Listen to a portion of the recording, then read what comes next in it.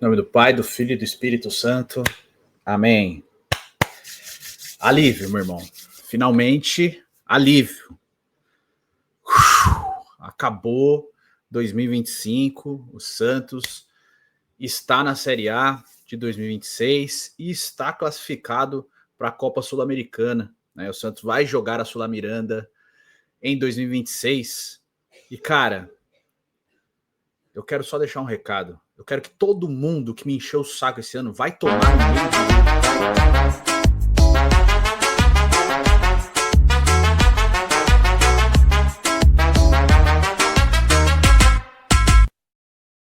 Fala, seus peixão, beleza? Bem-vindos a mais um vídeo. O vídeo da permanência, o vídeo que eu tava ansioso para gravar. Cara, o Pedro nem me respondeu, ele deve estar doido. Eu não sei o que aconteceu com ele. Teve que ir pro Rio de Janeiro lá no chá de bebê da irmã dele, né? Inclusive, um beijo para eles aí.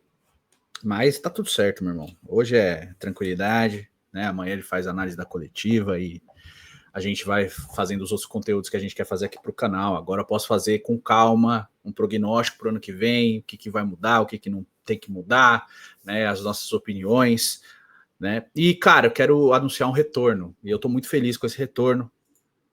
Vai lá na Fute Fanatics, meu irmão. O link tá aqui na descrição. Tá certo? 7% de desconto no cupom Peixão na Fute 7. Estamos de volta na parceria com a Fute Fanatics. Vamos por todo 2026 aí com a Fute. Voltaram, ficou um mêsinho fora, sentiu saudade do Futirotas e do Edu. E voltaram pros dois, voltou pro Futirinhas também. Então tô muito feliz, né, cara? É o parceiro mais antigo que eu tenho desde que eu comecei a criar conteúdo. Eu realmente fico feliz quando a Fute Fanatics quer anunciar com a gente, é porque a gente faz um trabalho bom. Porque são muitos anos de parceria, né? Tem muita variedade de produtos, cara. Saiu a coleção nova de seleções lá, tem muita coisa de seleção nova. Tem Marrocos, Chile, até a seleção que não vai para a Copa, a coleção toda da Adidas já tá lá, a camisa do Japão nova é lindíssima, as de Portugal da Puma são muito bonitas, inclusive a de Portugal eu peguei, tá lá no meu armário, esqueci de pegar aqui, né? Tem a linha toda do Santos também, você pode ir lá adquirir com 7% de desconto na loja inteira, quantas vezes você comprar, não é uma limitação, tá? Você pode usar quantas vezes o cupom Peixão na Fute, em quantas compras você achar necessário. Se você quiser pegar uma camisa agora, né? Tá chegando o Natal, você dá os seus presentes, ou se quiser pegar 25 produtos e na semana que vem pegar outros 10, você pode usar o cupom quantas vezes você quiser, sempre vai ter 7% de desconto no carrinho inteiro e em cima mesmo em cima de desconto já. Por exemplo, camisa do Santos, 350 por 250, você bota no carrinho, você bota o cupom e tem mais 7% de desconto. Cara, é isso, tá? Vai lá na Fute Fanatics, eu garanto que você vai curtir, o link tá na descrição ou no QR Code aparecendo na sua tela. E óbvio, eu vou deixar algumas recomendações ao longo do vídeo de produtos da Fute Fanatics nas lojas deles, do Mercado Livre ou da Netshoes, tá? Mas vai lá no site, porque tem mais variedade no site. Fechado? É isso, cara. Obrigado, Fute Fanatics. Valeu, Rafa. Tamo junto. E vamos aqui fazer nossa resenha do último jogo do Santos na temporada, o jogo da permanência. Cara, o futebol é maravilhoso. Com o show do Tassiano e do Guilherme, partidaça do Guilherme. O Guilherme foi o melhor em campo, tá? O Tassiano fez 2 gols. O Tassiano poderia ter saído com 4 ou 5 gols desse jogo, sem nenhum exagero, eu tô falando disso. O Tassiano teve, logo antes do segundo gol dele, teve uma chance claríssima, que a bola passa pelas costas dele. Depois ele dá uma furada, acho que 5 gols. Ele perde um depois, que ele chuta para fora, depois ele dá aquele balaço na trave e uma furada que, se ele consegue acertar, era gol. Ele teve chances muito claras de fazer a vida dele nesse jogo, né? Óbvio que eu não mudo minha opinião sobre ele, eu tô sublime de estar errado sobre ele nesse jogo, tá? Mas falei aqui no pré-jogo, não sei se você assistiu, de que eu preferia que ele fosse o titular diante do Tiquinho Soares, até pelo vigor físico. E hoje ele entregou muito vigor físico. Hoje ele correu muito, se esforçou não só pelo gol, né? Antes do primeiro gol, inclusive, tem uma jogada muito boa que ele recupera brigando pelo lance, e é isso que a gente queria ver dele. Coisas que ele não fez em várias outras partidas, mas não é o ponto. Só que a gente vai fazer na análise do ano inteiro. Nesse jogo, ele foi muitíssimo bem. Ele é um personagem central desse, tanto que tá os 3 na capa, né? Neymar, Guilherme e o Tassiano. Porque por mais que o Neymar não tenha feito um gol ou dado assistência, ele participou dos gols, né? Principalmente no segundo gol. Aliás, é o segundo gol, que é o do cruzamento, né? O segundo gol do Tassiano, o Neymar dá um passe pro Igor Vinícius, assim, que é... Cara, que é mais 18, assim. O passe pro Igor Vinícius foi um espetáculo do passe do Neymar. Eu acho que o Neymar fez um bom jogo também. Ele teve algumas boas jogadas, ele perdeu algumas bolas bobas também, mas diante de um jogador que foi no sacrifício para essas últimas 3 rodadas, ele saiu muito bem nesse jogo também. e o Santos fez um bom jogo, tá? Foi um Santos bem superior ao Cruzeiro. Ainda assim, o Cruzeiro teve 3 gols anulados. O último eu fiquei na dúvida se realmente estava impedido. Os outros 2 foram bem anulados. O gol do Gabigol, que seria um lindo gol, né? O gol do Eduardo também foi anulado. O terceiro foi... Eu acho que o terceiro é do Eduardo, não lembro quem faz o terceiro. Não, enfim, não importa. O importante é o Santos. Né? Mas enfim, os 2 primeiros foram bem anulados. O terceiro eu fiquei na dúvida. Eu acho que a linha foi traçada errada no jogador do Cruzeiro. Foi passada no braço e não no ombro. Mas... mesmo assim, mesmo com esses gols anulados, o Cruzeiro não foi um time que criou muito, que ficou no ataque, foram saídas esporádicas. Eu gostei da postura do Santos durante o jogo. O Santos, ele se portou marcando à frente do primeiro ao último minuto. Foi um time que marcou no campo de ataque, e é o que a gente quer ver no geral do Santos, né? E eu vou fazer já uma fala sobre o Vojvoda depois a seguir, né? Eu gostei que ele botou o Bom Tempo em campo, eu gostei que ele botou o Robinho Júnior em campo, mesmo com poucos minutos eles colocaram, eu teria colocado um pouco antes, mas eu gostei que eles entraram, gostei muito da partida do Barreal, gostei muito da partida do Schmidt e do Arão hoje, eles foram muito bem, né? O Arão foi um pilar defensivo do Santos, um cara, de novo, eu falei do Igor Vinícius, vou falar daqui a pouco mais, falei no pré-jogo, né, que o Igor Vinícius estava calando a minha boca, e eu tô muito contente com isso, eu era contra a contratação dele, eu preferi investir no JP Sherman, né? Eu acho que o Sherman vai acabar sendo um jogador usado para venda aí. Já tentou no meio do ano, acredito que agora vai ser de novo, mas eu teria investido no JP Sherman, mas o Igor Vinícius, pelo menos nessa reta final, depois do jogo contra o Flamengo, que ele falhou mericamente, ele entrou num ritmo muito bom, né? Fez jogos muito bons. Eu acho que desse recorte final do Santos, talvez tenha sido o jogador mais consistente do Santos, de linha, nessa reta final, junto com o Ilharão, né? Uma reta final muito boa do Igor Vinícius, e muito contente de estar errado sobre ele, né? Tomara que ele repita a história do Arouca, que no São Paulo era contestado e no Santos foi um jogador de seleção. Tomara mesmo que ele possa ser no Santos um ídolo para a torcida, um cara que conquistou títulos. Eu tomara que seja, cara. De verdade, por mais que eu tenha uma análise sobre ele que não se provou verdade, graças a Deus, na passagem dele no Santos até então, eu torço para que ele tenha um enorme sucesso com a camisa do Santos, tá? Mas vamos lá, vamos por partes, vamos do começo. Gostei da escalação inicial, eu acho que não tinha que mudar muito, eu falei no pré-jogo, né, que o Tassiano seria titular, confirmando as informações. Acabei lançando o pré-jogo até cedo, diante do pessoal que lançou, né? O Pedro não pôde gravar justamente por essa viagem ao Rio de Janeiro, e aí eu fiz, e acabei confirmando essas informações, que o Tassiano seria titular diante... do Tiquinho Soares, né? E justamente imaginando que o Tiquinho Soares, se entrasse titular, possivelmente ele seria uma troca. Então o Tiquinho entrou na parte final, e eu falei disso no pré-jogo, né? Pelo vigor físico, pela entrega física, tomara que o Tassiano entenda o que ele defende, e ele corra muito. E ele correu, esse jogo ele correu bastante, né? O resto do time foi o que estava entrando nos outros jogos, né? Brazão, Igor Vinícius, Adonis Frias, Zé Ivaldo, que foi muito bem de novo, né? Não ficou pro Gabigol. Souza, que fez uma partidaça, a partida do Souza foi muito boa. O Ilharão, João Schmidt, que fez gol, fez outra grande partida. Neymar, Barreal, Guilherme e Tassiano. Esse foi o time do Santos. E eu gostei, né? Um time que se portou à frente, marcando, tendo certas dificuldades no começo do jogo, até para estabilizar o jogo. O Cruzeiro tinha algumas escapadas, né? Tinha saído em transição rápida. O Leonardo Jardim é um ótimo treinador, mesmo com o time reserva do Cruzeiro bem mexido, né? Inclusive, até sem o Cássio, eu achei que o Cássio ia jogar, o Cássio não foi nem para o jogo, né? Mesmo assim, o time do Cruzeiro se postou bem taticamente, né? É óbvio que vai esbarrar na qualidade de alguns jogadores, outros jogadores que estavam sem espaço, quase não jogavam, acabaram jogando nesse jogo. Depois, só no final, ele coloca o Arroio e tal, para ter ritmo também para enfrentar essa sequência de 4 jogos aí da Copa do Brasil, né? Se classificar diante do Corinthians. E aí, enfim, o Cruzeiro ofereceu uma resistência maior, consegue marcar aquele gol com o Gabigol impedido, que era um belo gol, né? Que ele teria feito. Então, não foi um time que afinou para o Santos, né? Mas o Gabigol até falou no final, pra gente foi tipo um treino de alto nível, né? Foi um treino muito intenso de alto nível pro time, para quem tava sem ritmo de jogo poder jogar, né? E o time principal, com Caio Jorge, Matheus Pereira e etc., né? Com Lucas Silva, foi preservado para enfrentar esses 2 a 4 jogos aí da Copa do Brasil. Mas o Cruzeiro no começo deu uma certa resistência ao Santos, faz o gol lá impedido, e a partir do gol impedido o Santos começa a tomar conta do jogo completamente. Sai o primeiro gol do Tassiano, né? O Santos já tinha chegado algumas outras vezes, mais esporadicamente, e aí começa uma pressão maior. O primeiro gol do Tassiano dá um alívio, né? Cruzamento do Guilherme, excelente cruzamento do Guilherme no escanteio. O Tassiano sobe, se antecipa e consegue desviar para o gol, fazendo 1-0. Logo em seguida, tem a chance de outra jogada do Guilherme pelo lado esquerdo, que passa pelas costas do Tassiano, e ele não consegue finalizar. Eu não sei se é o Souza, acho que é o Souza que cruza, ele não consegue finalizar. Na sequência da jogada, o Igor Vinícius faz a tabela com o Neymar, esse passe lindo do Neymar para o Igor Vinícius dá assistência para o Tassiano fazer o segundo. E logo em seguida o Santos tem a chance do terceiro, logo em seguida tem mais uma chance, e o Santos vai empilhando chances ao longo do jogo, né? Por mais que o Cruzeiro tenha feito 3 gols que acabaram sendo anulados, o Santos teve inúmeras chances de gol, claras, né? Na minha contagem, eu não fico anotando, tá? Eu tento gravar isso na cabeça para trazer na maior naturalidade possível o que eu vi do jogo. Na minha cabeça, acho que o Santos teve 7 ou 8 chances claras de gol. Além das chances claras com finalização na trave, com defesas do goleiro, bolas passando, raspando, ainda teve os apavoros de bola passando na frente do gol e o cara não conseguia empurrar. Ainda teve esses apavoros. Então, eu acho que foram 7 ou 8 chances claras de gol. Óbvio que nem todas as chances claras você converte, mas eu acho que se a partida fosse 5-1 ou 5-2 para o Santos, ou até 5-0, né? Eu acho que não seria um absurdo tamanhas chances claras, tá?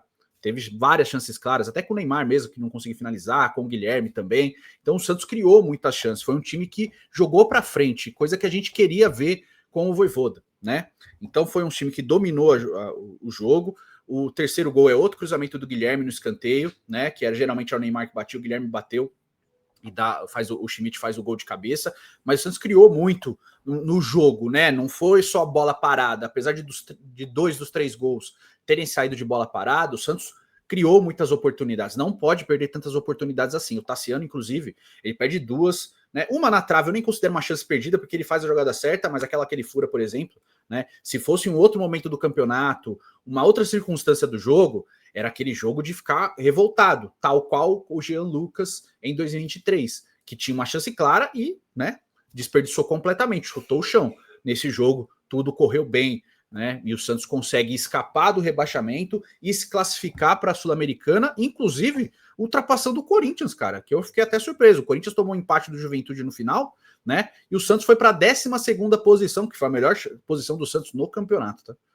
No campeonato já consolidado, né? Você fala, pô, primeira rodada ou segunda rodada, no campeonato já consolidado, tudo bem que o Santos perdeu na primeira rodada lá pro Vasco, né? No campeonato já consolidado, foi a melhor posição do Santos no campeonato. Não fez por onde, não mereceu, tá certo? O campeonato do Santos foi de rebaixamento. A gente tem que ser justo e honesto com a nossa análise. Eu tô extremamente aliviado, feliz, eu tô tranquilo agora, finalmente, depois de ficar muito tempo nervoso com esse time, com a situação do nosso clube, com o presidente péssimo que o Santos tem, tá? O mentiroso, e eu vou falar dele daqui a pouco, né?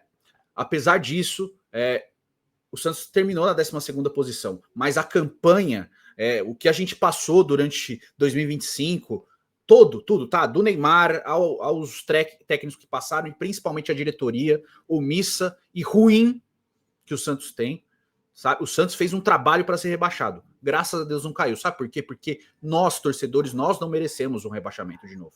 Nós, torcedores, a gente ficou ao lado do Santos o tempo inteiro, cobrando, sendo crítico, incentivando, ficando em cima, tomando conta de todos os jogos que o Santos mandou.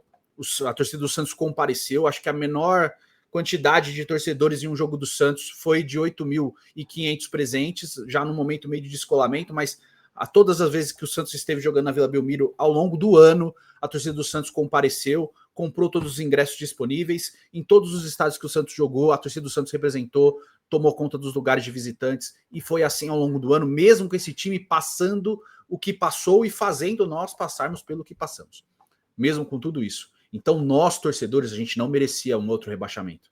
Embora muitos jogadores desse time e dessa diretoria, principalmente, eu não vou colocar o Vojvoda nessa conta, tá bom? Dessa diretoria, principalmente, com as escolhas anteriores, sabe, principalmente a do Kleber Xavier, foram muito merecedores de uma queda. E a gente não pode esquecer disso para a gente ficar com o último jogo gravado na nossa cabeça como se essa fosse a realidade do ano, e não é. Os 3 últimos jogos foram hiper importantes e o Santos conseguiu 3 vitórias muito boas, marcou 9 gols e não sofreu nenhum. Foram vitórias boas, mas diante de adversários mais fracos. Tanto os 2 que o Santos enfrentou, Sport e Juventude, as 2 vitórias, a gente ficou muito feliz aqui nas vitórias e celebramos, comentamos sobre isso, e esse Cruzeiro também, que óbvio é o time de reserva, diante do Santos com sangue no olho, o Cruzeiro já pensando em outras coisas, é uma outra circunstância de campeonato, sabe? Então, essas 3 vitórias foram muito importantes, mas elas não podem maquiar o que foi o ano de 2025 para a gente não repetir os mesmos erros. Eu não confio nessa diretoria que eles vão fazer a coisa certa. Se eles fizerem, eu vou ficar extremamente surpreso, mas a gente não pode se contentar com isso. O Santos, como o Jorge Igor falou durante a transmissão, o Santos não pode se contentar em ser um clube que escapa do rebaixamento. O Santos é um clube que tem por obrigação histórica de ser protagonista nos campeonatos que ele participa. Não necessariamente ser campeão de todos os anos, porque eu não vislumbro isso, porque eu acho que o futebol ele é cíclico. Você não vai ser campeão todos os anos, mas você tem que ser um time consolidado todos os anos, competitivo todos os anos, oferecer resistência mesmo nos anos ruins. O Santos não é um time para ficar na 16ª posição. Ano ruim, aquele ano você fica em 8º, em 9º, em 10º, fazendo um ano oscilante. Ano bom é o ano que você briga na parte de cima entre as 4 primeiras posições e aí você tenta lutar por título. Isso tem que ser o Santos. Esse é o Santos que eu me acostumei. Esse é o Santos que eu sempre torci. Eu não estou feliz com o Santos que briga contra rebaixamento em estadual e eu não estou feliz com o Santos que briga contra rebaixamento no Campeonato Brasileiro ou que joga a Série B. Essa mancha a gente vai carregar por toda a história porque isso aconteceu conosco. O Santos não pode se permitir a isso. Tá? Com o Neymar ou sem Neymar, o Santos não pode se permitir a ser um clube que luta na parte de baixo da tabela. Tá certo? Eu sei tudo que esse presidente vai falar depois. Ele vai falar que o objetivo sempre foi se classificar para uma fase, para uma competição continental, né? Falar que podia ser a Sul-Americana. Ele vai mentir para você. Mas não se esqueça que no primeiro jogo do Campeonato Brasileiro, o presidente do Santos foi a público falar que era um absurdo o Santos perder para o Vasco em São Januário. Tá bom? E eu não tiro a razão dele naquele contexto, daquele momento, porque os jogadores do Santos naquele momento falaram que iam lutar pelo título, tá bom? Mas ele disse, e por ele ter dito essa frase, ele não pode dizer que o objetivo era brigar por vaga na Sul-Americana. Porque se era esse o objetivo, devia ter avisado o torcedor lá no começo do campeonato. Tá bom? Lá no começo do ano. Nosso objetivo é permanência e vislumbrar uma vaga de Sul-Americana. A expectativa gerada em cima desse elenco, montado por ele e pelos seus pares, foi de que o Santos lutaria na parte de cima da tabela. Eu esperava um Santos brigando ali na 8ª, 7ª posição. Essa é a minha expectativa. Como eu falei lá no começo do ano. Era a minha expectativa e caso conseguisse se consolidar ali, vislumbrar uma coisa maior, aí uma classificação para a Libertadores, né?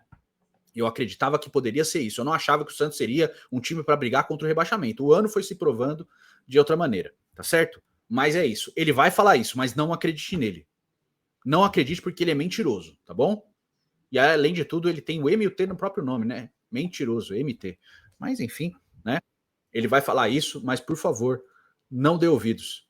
Cobre, continue cobrando, tá? Só Sul-Americana é um prêmio de consolação pela realidade que foi o campeonato, pela realidade que o Santos viveu ao longo do Campeonato Brasileiro de 2025. Que o Santos só começou o seu ano de 2025 quando contratou o técnico Juan Pablo Vojvoda no final de agosto ou no final de setembro. Tá? Foram 18 jogos apenas. Era um momento que, se ele chega no começo do Campeonato Brasileiro, nem do Paulista, mas no começo do Campeonato Brasileiro, por exemplo, né? Ou na parada da Copa do Mundo de Clubes, aí você entender uma certa oscilação. E o Santos oscilou. O Santos oscilou jogando melhor alguns jogos e não conseguindo a vitória, sofrendo empates, né? O Santos jogou pior algumas partidas, como a partida contra o Internacional, que o Santos empata sem merecer pelo que foi criado ao longo do jogo, né? Mesmo assim, o jogo contra o Ceará, que o Santos perde para o Ceará por 3-0 jogando nada. Então, assim, teve momentos de muita oscilação no trabalho do Vojvoda com esse time. Algumas escolhas que a gente não concordou, o Sete fez vídeo, o Noronha fez vídeo, várias pessoas fizeram vídeo falando sobre algumas escolhas, né? Ele mudança, mas a gente pediu isso dele. A gente tem que saber que ele não fica preso a escalação todo jogo, tá? Ele não faz isso. Ele é um cara que tem variação tática, embora ele tenha se encaixado nesse 4-3-3, 4-5-1 aí, com o Guilherme, o Neymar e o Barreal sendo essa linha à frente, atrás do atacante, né, do centroavante.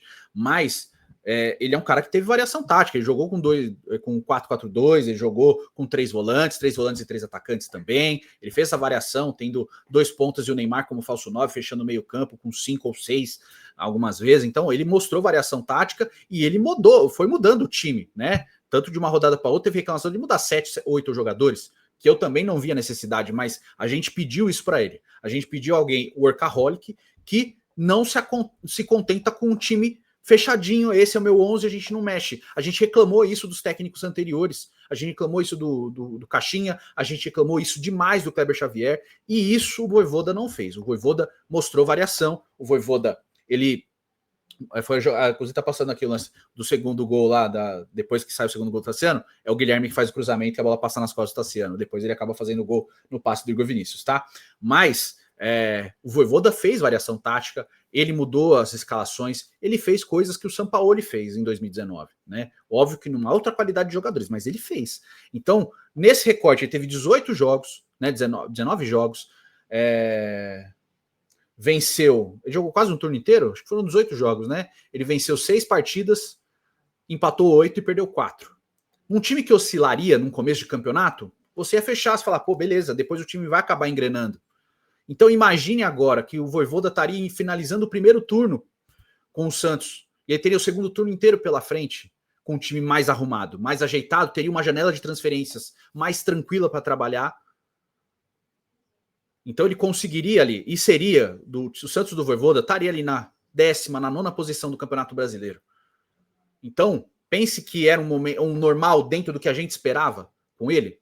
Eu entendo quem se incomodou com ele, eu entendo as críticas, mas eu não troco de técnico. Para mim, ele é um senhor treinador e acredito que com mais tranquilidade para desenvolver o trabalho, aí vão vir as chances para os mais novos. Aí vai vir a chance do Bom Tempo, se ele não for vendido, do Robinho Júnior e de quem for subir da base, né? Então ele cedeu no Souza para o Escobar, né? E teve que entender, demorou algumas partidas, mas teve que entender. E isso a gente falou lá no começo. Ele vai com o cara que ele conhece, ele vai com o Escobar primeiro. E o Souza tomou a posição como ele tomou em outros momentos da temporada também. Então é isso. O Santos tem um grande treinador. O problema do Santos é muito longe do treinador, tá? Eu quero que você preste bem atenção no resultado que ele conseguiu com o recorte de jogos que ele teve à frente do Santos, tá bom? Né? Ele conseguiu o resultado. Ele, se tivesse só ele no Santos e a gente tivesse na final da 18ª rodada, fechando o primeiro turno quase, teria uma rodada a mais para fechar o turno, só com ele o Santos estaria entre 9º e 10º lugar, então é um técnico que trouxe um pouquinho mais de consistência. E de novo, algumas partidas, o que o Santos acabou cedendo o empate, o Santos deveria ter vencido contra o Bragantino, por exemplo, contra o Atlético Mineiro, algumas partidas que o Santos acabou empatando, o Santos fez por onde para ganhar algumas partidas. E até momentos que jogos que o Santos perdeu com o Vojvoda, como o jogo contra o Flamengo, que estava 3-0, depois de sair do Neymar foi 3-2, o primeiro tempo que o Santos saiu perdendo por 1-0, o Santos foi bem melhor que o Flamengo, tá? O jogo se desenrolou depois do segundo tempo de outra maneira, o Neymar fez o que fez naquele jogo, mas o primeiro tempo do Santos foi bem melhor, o Santos foi superior ao Flamengo naquele jogo, e o Neymar tá fazendo um bom jogo. Depois degringolou, é o jogo que eu tava fora, né, que eu tava no ginásio do Orlando Magic, e eu não conseguia conexão para fazer o vídeo, né? Mas teve toda essa situação. Então, teve essas partidas também. E algumas partidas importantes, né? Com vitórias em times mexidos, como o Corinthians e o São Paulo, mas com vitórias importantes, venceu o Palmeiras também. Então, querendo ou não, a gente tem um grande treinador. A gente tem que dar condições para que esse treinador possa desenvolver o trabalho dele. Agora é pensar muito bem para o ano de 2026, fazer uma análise criteriosa e não emocionada, como geralmente esses dirigentes incompetentes fazem, criteriosa, nome a nome, jogador a jogador, salário em cima da mesa, análise criteriosa. Óbvio que o Santos está preso a vários contratos longos que ele ofereceu para vários jogadores que não deveriam ter recebidos, entre eles o Tassiano, tá bom? Mas o Tiquinho Soares e outros que precisam passar por uma análise e tentar fazer um mercado melhor para que você possa potencializar o elenco com jogadores certos, não desesperados. Entende? Então o Santos precisa pensar muito bem no próximo passo. Eu duvido muito dessa diretoria, eu não acredito que vai fazer isso. Eu já falei anteriormente, volto a repetir, o caminho para o Santos é potencializar quem está subindo com uma espinha dorsal forte. Óbvio, né? Hoje, o Igor Vinícius é uma espinha dorsal, o Ilharão é uma espinha dorsal, né? Que foi muito bem, né? O João Schmidt fez por nessa reta final de temporada, mas precisa passar por uma análise criteriosa também, mas a gente sabe que o Marcelo Teixeira adora o João Schmidt, eu acho que ele fez por onde para merecer continuar, tá? Mas pensando em espinha dorsal, a manutenção do Neymar sim tem que passar por essa espinha dorsal, eu não quero que o Neymar saia, Eu quero que o Neymar fique no Santos, eu quero que ele jogue 2026 inteiro no Santos, eu quero que tenha motivação, jogando bem, focado, visando a Copa do Mundo, e quando voltar da Copa do Mundo, encerrar o ano de forma magistral, e aí sim ele pensar em como ele vai fazer com o resto da carreira dele, né? Mas ele falou aí no final do jogo, última missão visando a Copa do Mundo. Eu acho que ele vai para 6 meses. Se for para 6 meses, aí eu pensaria muito bem se vale a pena mantê-lo, tá? Por mais que a gente ache ele seja ídolo do clube, a gente seja fã do cara, eu acho que o Santos tem que pensar no ano e não em 6 meses. O Santos tem que pensar no ano de 2026, porque os campeonatos se decidem no segundo semestre. Então, tudo isso tem que passar por uma análise extremamente criteriosa do clube, o que eu duvido muito que essa diretoria vai fazer. Mas mesmo assim, eu vou continuar aqui, vou continuar persistindo, insistindo, reclamando do que eu acho que tem que reclamar, criticando o que eu acho que tem que criticar, dando a cara para bater quando precisa dar a cara para bater e mudando de opinião e reconhecendo quando está errado em alguma análise, como é o caso do Igor Vinícius, por exemplo. Eu reconheço que eu errei a análise sobre ele. Aliás, eu não errei a análise. Eu errei o que ele poderia ser no Santos. Eu achei que ele não ia render no Santos. E ele está rendendo. Então ele calou minha boca. A análise era honesta diante do que ele tinha apresentado com a camisa do São Paulo. No Santos eu não tinha uma análise para fazer. Eu tinha que esperar ele jogar. E ele começou mal, oscilando, até que ele se solidificou como titular incontestável da posição. E a gente assume que a análise dele, do que ele poderia ser no Santos, acabou sendo errada. A análise do que ele foi é uma coisa. A análise do que ele poderia ser acabou sendo errada. E graças a Deus eu estou errado. Então eu não tenho problema em admitir meu erro, né? Eu espero que a diretoria do Santos também não tenha problema de admitir os dela, embora eu ache quase impossível deles fazerem isso. Eles vão valorizar o que eles fizeram, mas saiba que para o ano que vem o Santos já aprovou o conselho, com quase perdendo o conselho, o senhor Marcelo Teixeira está, um conselho que era todo dele, está quase perdendo metade, mas saiba que foi aprovado o orçamento para o ano que vem, que o Santos vai ter quase 100 milhões de déficit de novo, tá? Então foi aprovado esse orçamento. Então o Santos precisa fazer muito por onde, né? De ganhar, vender jogador, isso está previsto no orçamento para a temporada que vem, vender jogadores por um bom valor e conseguir, né, receitas extraordinárias a mais. Mas é isso, o alívio chegou, descansa, aproveita esse resto de ano, vou espiar. Aproveita esse resto de ano, esse final de ano aí, né? A gente vai ter uma tranquilidade um pouco maior, mas sabendo que 2026 a gente não pode se contentar com pouco, se contentar com o clube lutando para não cair. Chega disso, cara. O Santos não pode se contentar de jogar e trabalhar como um clube pequeno. O Santos já é gigantesco e quem está lá tem que saber que o Santos é gigantesco e valorizar o tamanho do clube que a gente é. O tamanho da instituição, de verdade, não da boca para fora. Valorizar desde o começo, desde a estrutura da base, desde a estrutura de treino para os jogadores profissionais, desde a estrutura de treino para os jogadores para jogadores do futebol feminino, tudo. O Santos tem que começar de baixo e desde baixo sendo bem trabalhado para que a gente colha aqui em cima. Você tem que semear bem para colher bem.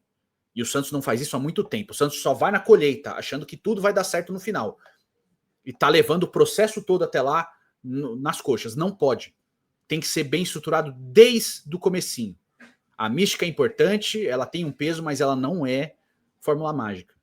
A camisa, ela ajuda, mas ela não segura tudo. O rebaixamento do Santos foi um grande aviso, que essa diretoria não entendeu. E eu espero que esse quase rebaixamento tenha servido de lição para esses incompetentes que lá estão. Fechado? Então, deixa sua opinião nos comentários. Vamos ter um pouco mais de calma agora, mas as críticas e as análises elas não vão parar. Não vou parar porque escapou do rebaixamento, porque é muito pouco para o tamanho de clube que a gente é. É muito pouco.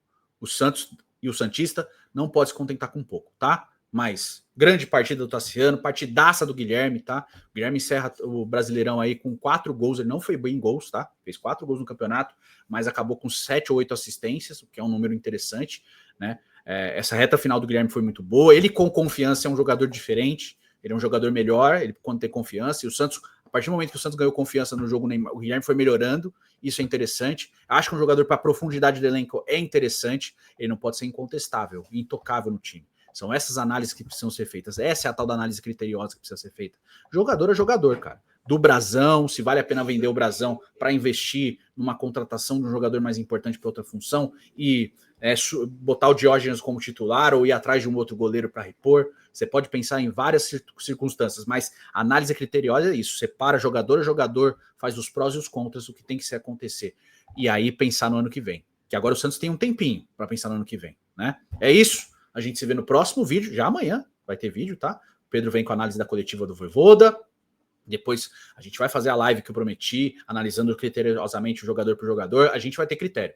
Eu não sei se a diretoria do Santos terá, mas nós teremos critério para fazer essa análise de cada jogador, óbvio, podendo acertar ou errar, que faz parte, mas sempre sendo honesto, sempre jogando na bola. Fechado?